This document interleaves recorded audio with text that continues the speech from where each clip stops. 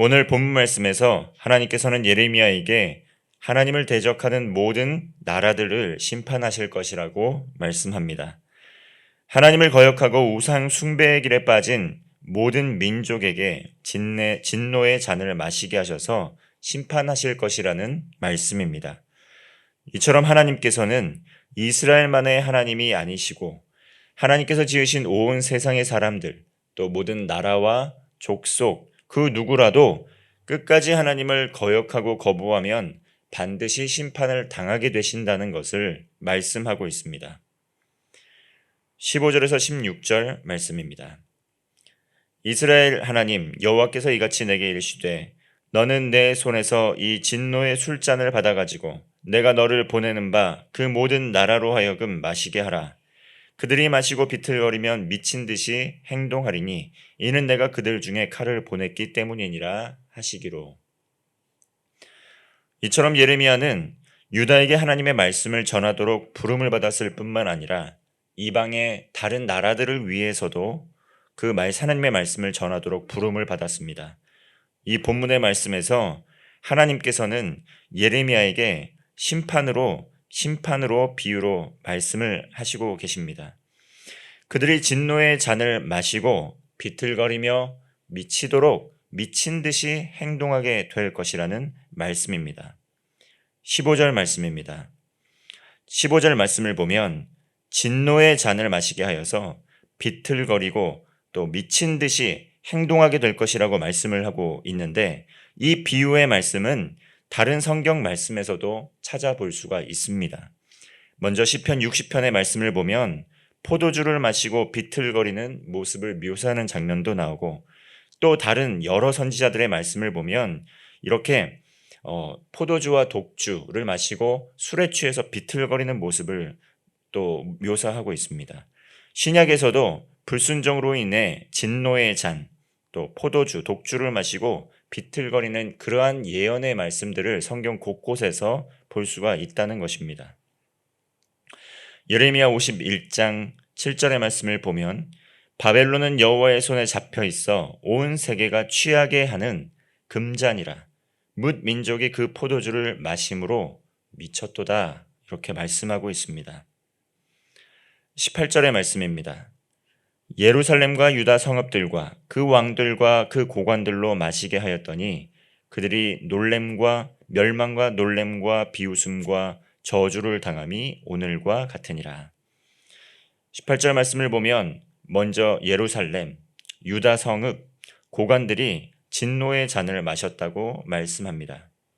진노의 잔을 마신다는 것은 무엇을 의미합니까? 하나님의 뜻에 또 굴복하고 또 하나님의 명령을 그저 받아들이기만 해야 되는 그러한 상황, 심판을 받아들이는 상황, 그것을 의미합니다. 이어서 이 19절부터 26절까지 그 진노의 잔을 받게 될 나라들에 대해서 말씀을 하고 있습니다. 이 나라들은 하나님의 말씀에 불순종하였고 그 불순종의 결과, 죄에 대한 심판의 결과로 말미암아 그들은 진노의 잔을 마시게 되었다는 것입니다.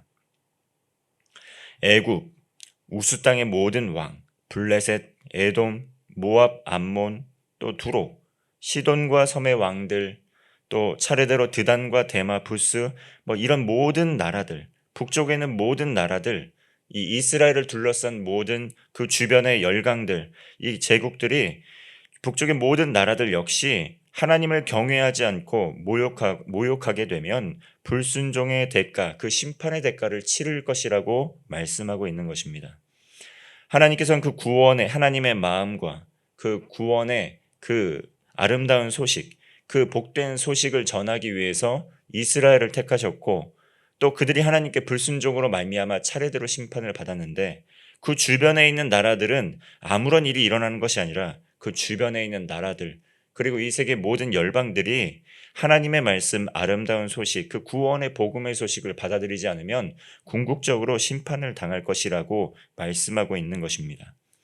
하나님께서는 이스라엘 민족만 통치하시는 하나님이 아닙니다. 하나님께서는 그저 유대인들로부터 시작이 돼서 그것이 종교개혁이 일어나서 기독교를 이루게 되고 그저 기독교, 불교, 힌두교 여러 신앙 중에 하나 종교 중에 하나인 것이 아니라는 것이죠. 하나님께서 세상을 창조하시고 세상을 통치하십니다. 결국 궁극적으로 하나님의 복음을 거부하는 모든 이들은 심판을 당하게 될 것이라는 것, 우리는 그것을 기억해야 된다는 것입니다. 하나님께서 온 세계를 창조하시고 모든 민족의 운명을 결정하시고 모든 계획을 갖고 구원 계획을 이루어 가시는 세상의 주인, 그것은 하나님이시라는 것입니다. 죄악이 가득한 모든 열방이 진노의 술잔을 마시게 됩니다. 궁극적으로 그 누구라도 하나님의 복음을 거부하게 된다면 진노의 술잔을 마시게 된다는 것입니다.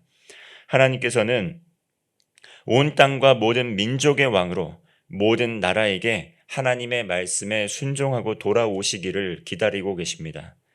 하나님의 영광을 가리는 그 악행에서부터 돌이키라 말씀하고 있습니다. 그렇지 않으면 이방 나라라고 하나님의 심판의 예외가 될 수 없다.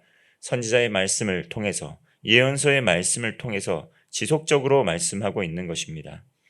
그 어떤 나라도 하나님의 허락 없이, 하나님의 용납하심 없이 존재할 수 있는 나라는 없다는 것입니다.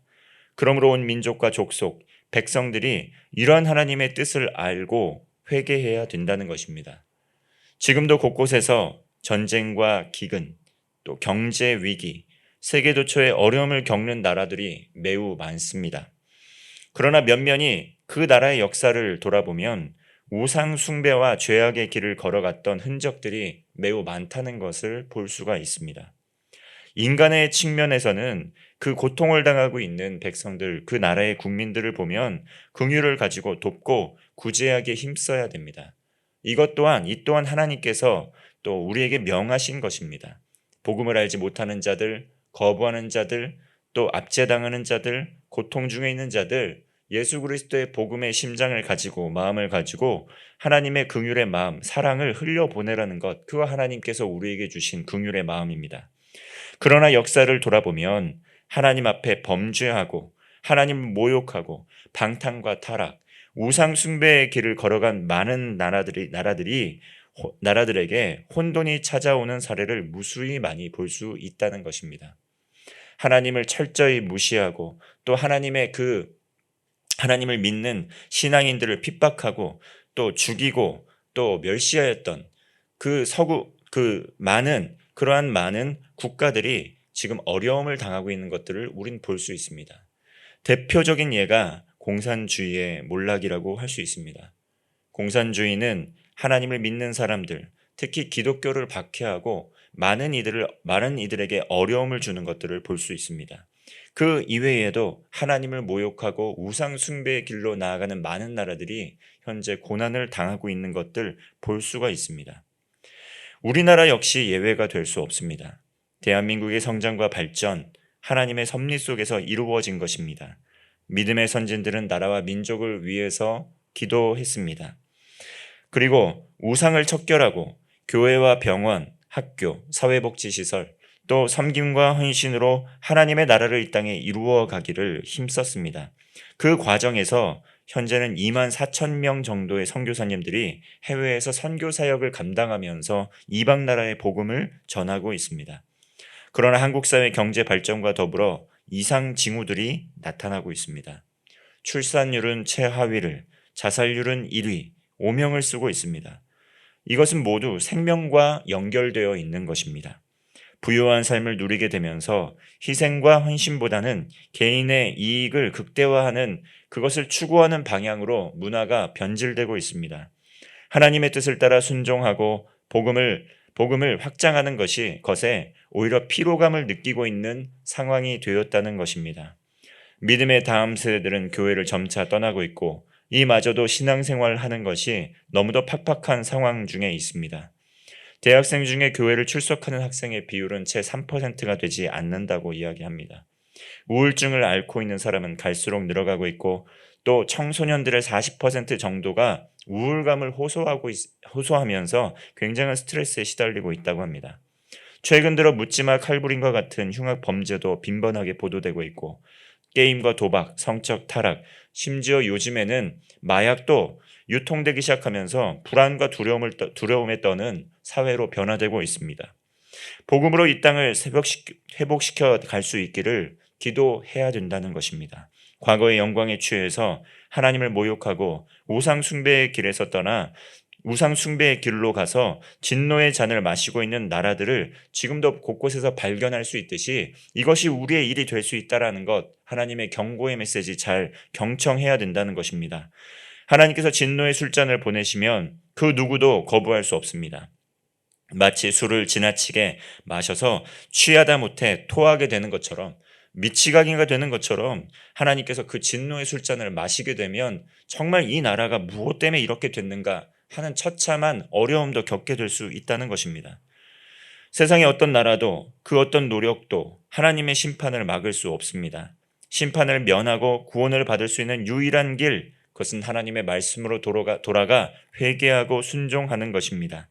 가정과 직장, 대인관계, 건강과 모든 영역에서 문제가 찾아올 때 방황하고 불안과 두려움 때문에 하나님을 바라보기 어려울 수 있습니다. 그러나 하나님께서는 우리 모든 민족에게 하나님의 복을, 그 복음의 복된 소식을 흘려보내는 그러한 사명을 우리에게 주셨습니다. 축복의 통로로 우리를 보내셨다는 것입니다. 다른 나라를 하나님께 인도하는 제사장 나라로 부르셨다는 것입니다. 그러기에 한강의 기적을 일으켜 주신 것이고 지금도 많은 나라에서 선교의 사명을 감당케 하고 계신다는 것입니다. 하나님께서 주신 그 축복을, 은혜를 누리며 안식하면서 이웃의 어려움을 돌아보지 않고 안주하면서 복음을 전하는 것을 멈추고 있다면 그것은 하나님께서 우리에게 허락하신 책임을 망각하는 것이라는 겁니다. 이스라엘이 그랬듯이 우리에게는 복음을 전할 책무가 있다는 것입니다. 우리나라의 이 성도들을 세상의 빛으로 부르셨습니다. 하나님의 말씀 안에 해결책이 있습니다. 교회가 또한 세상의 소망이며 등불입니다.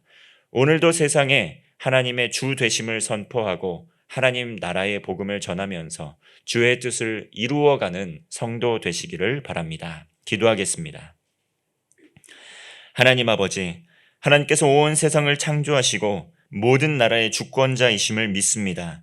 주님의 말씀을 거부하고 대적하는 나라들에게 진노의 잔을 마시게 할 것이라 말씀하셨습니다. 하나님 아버지, 진리의 복음을 모르고 거부하는 이들에게 생명의 복음을 전하도록 우리를 사용하여 주옵소서. 해외 선교지에서 선교의 사명을 감당하는 선교사님들 붙들어 주시고 함께 동역하며 생명의 복음을 전하는 선교적 사명을 잘 감당케 하옵소서. 교회 환우들 기억하여 주시고 육신의 연약함 중에 주님을 만날 수 있는 은혜 허락하여 주옵소서. 하나님께서 주시는 참된 평안과 안식을 누리게 하시고 환부에 친히 안수하여 주셔서 깨끗이 낫게 하여 주옵소서.